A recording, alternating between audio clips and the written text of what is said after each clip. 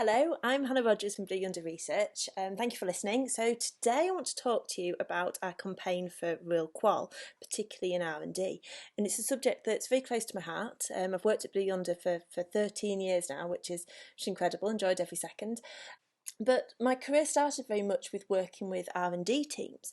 And I think it's that global giant R&D team approach that has helped to shape me as a researcher. It's helped to shape the methodologies I believe in and the way I work, and also the lens with which I conduct research, the level of precision needed.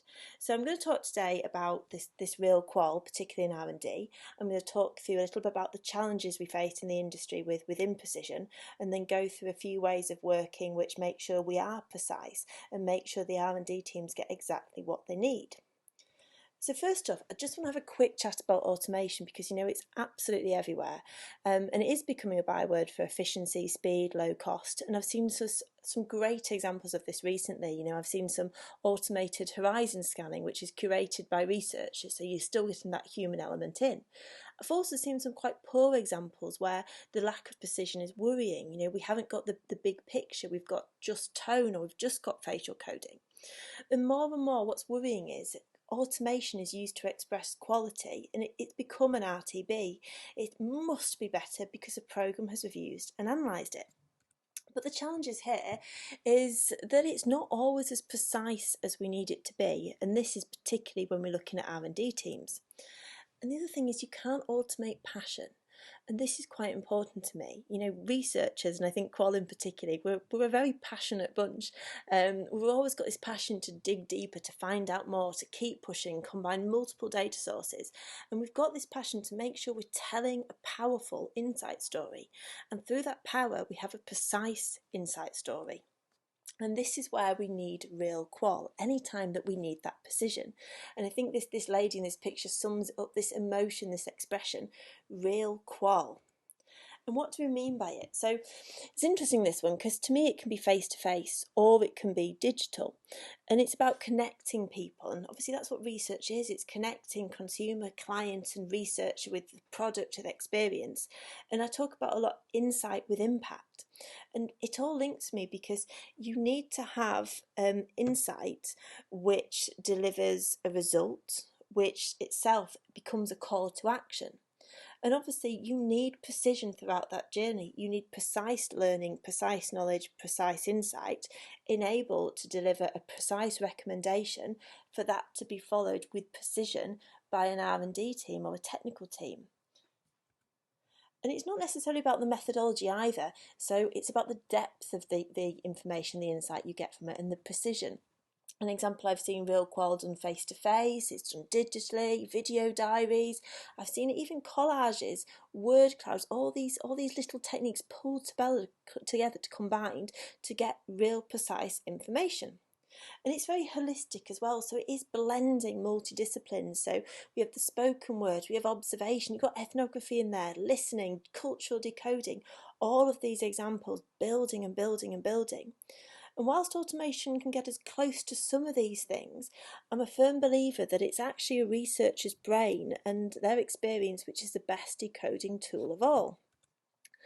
And R&D teams need real qual, very much. They are the ones that need real qual. And at the start of my career, I worked extensively with Unilever, a client I still work a lot with today. And they do face a lot of challenges which need precision as well. So a lot of R&D teams' objectives focusing on specific questions.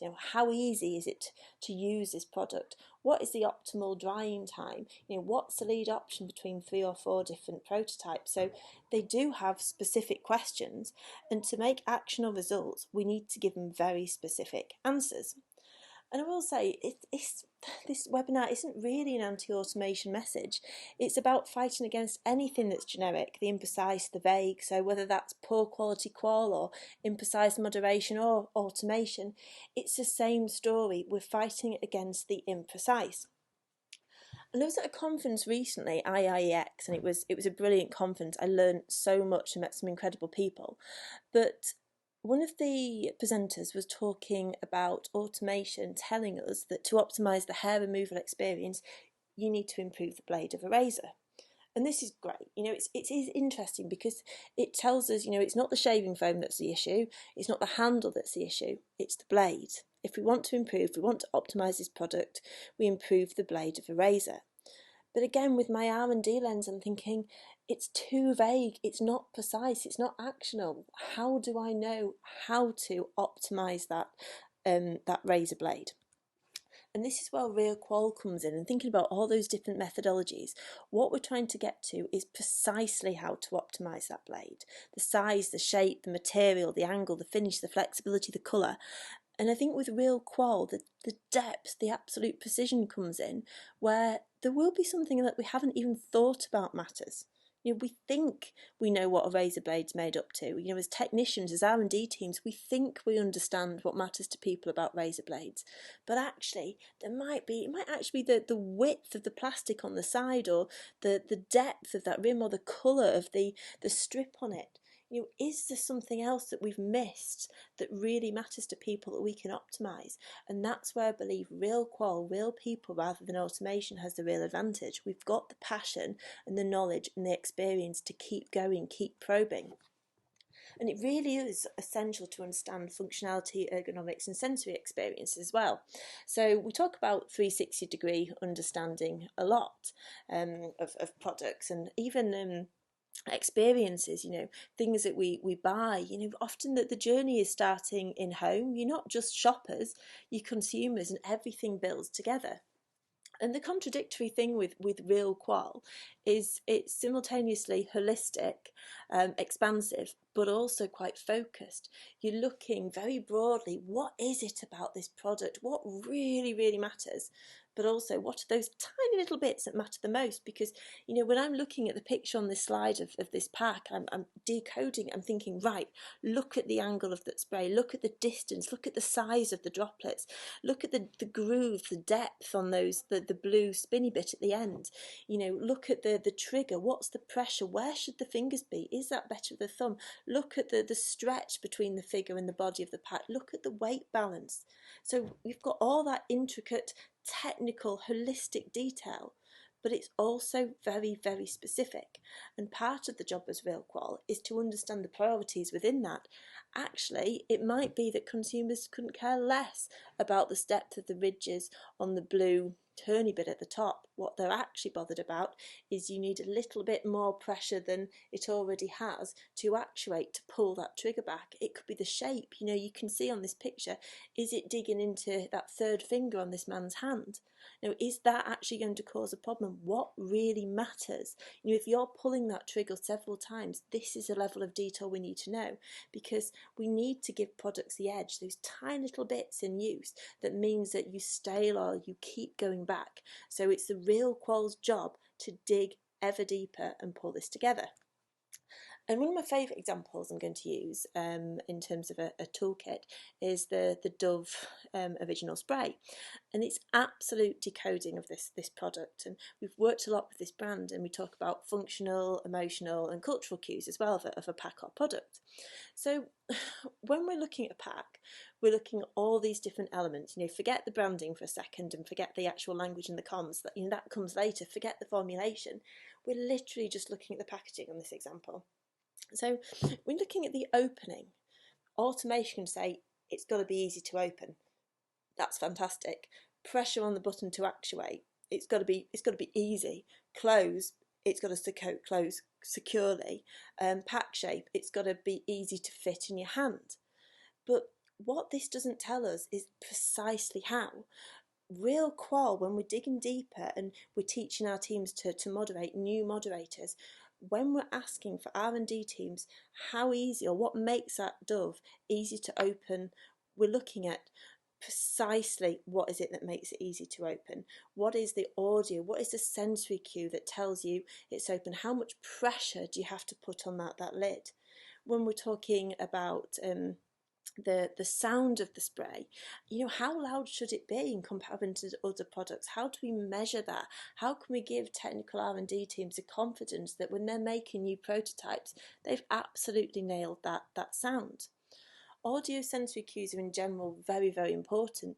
Yourself, when you're trying to work out if something's shut, the difference between a reassuring click and that little sensory cue where you get a little bit of feedback from the pack versus that, has it stopped? Is it open? Is it going to explode in my bag?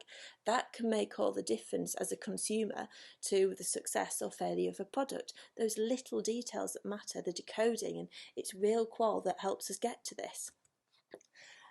And if you're wondering practically whether you've achieved real qual, you're going to find out when it's time to write your report, and very specifically your recommendations. And my top tip for making sure you don't find out till it's too late is work backwards. If you're working with a new product, a new pack, or even experience, have a look at it, really decode it, annotate every single thing you can think about it. What could be important? What could matter about a bottle of water? What is it? The shape? Is it the ridges? Is it the way it comes out? Is it the thickness of the lip? What really matters? Think about opening a biscuit. What actually matters in that experience? In a home care product, what actually matters about pulling that trigger or using it? Yes, you've got the efficacy, but think about just on a technical R&D pack level, what really matters. And the more specific you can think about it, the more specific you can be with your questions. So break it down. You're not just looking for, it's easy to use. If you're moderating a focus group, you don't let consumers get away with, it's easy, I like it, it's nice, it's too vague, it's not precise. And what real qual does, it digs beyond that. And as well, for real qual, the report isn't just about engaging, inspiring, telling a story and igniting an action. That's just standard. Every report should do that. It's got to become a toolkit. A real qual R&D report is a toolkit. And what I mean by this is it's got to act as your voice when, as a researcher, you're no longer there. You've left that debrief, you're out of the room, and your team now must take your recommendations and they've got to develop products, packs, whatever it is, they've got to develop that in line with those recommendations. So I take here an example of a recent laundry product that we were testing. And what consumers were telling us was that the handle, to be good, to perform better, the handle must deliver a good grip. Okay, so a good grip. But what does that mean? If I'm an R&D team, it's like, great, guys, we need to develop a good grip. But so what? What does that actually look like? So when you're thinking about doing recommendations and really probing understanding, push that consumer, get them to dissect, to decode good grip, observe them, listen to them, use a combination of watching them to work it out and listening to what they have to say. So your report then goes, the handle must deliver a good grip. Good grip looks like when the centre of gravity must be below the handle, the bulk of the weight. The gap between the handle and the body allows the hand through without the knuckles touching the body. When you've got your hand around the handle, the fingers are about 1 centimetre away from the palm of the hand. You don't want your fingernails touching your palm of your hand. And this is very important because what this is delivering is a practical measure. The R&D team can walk away from that. They can line 6 new prototypes up in front of them and they can put their hands through the handle. They can put it through every single handle and go, no, my hand's touching my palm. No, that's not a good grip. That can go. It's this sort of thing that we mean. So when you are looking for precision and absolute R&D, these are the technical advantages we can give. And obviously I will say the biggest challenge here to real qual is agility. Traditionally it's thought of as slower and more expensive, and as an industry we're fighting against that. As long as you've got your absolute understanding of your needs and your consumers and who they are, we can work more quickly, we can be agile and we can sense check. And I'm challenging us, we've done it as an agency, so other people can as well. We're all qual experts. Why can't we achieve cheaper, faster and better through focus? Focus, precision, we can move quickly, we know what we're looking for, we know the level of technical detail, so we can be agile and we can still be precise.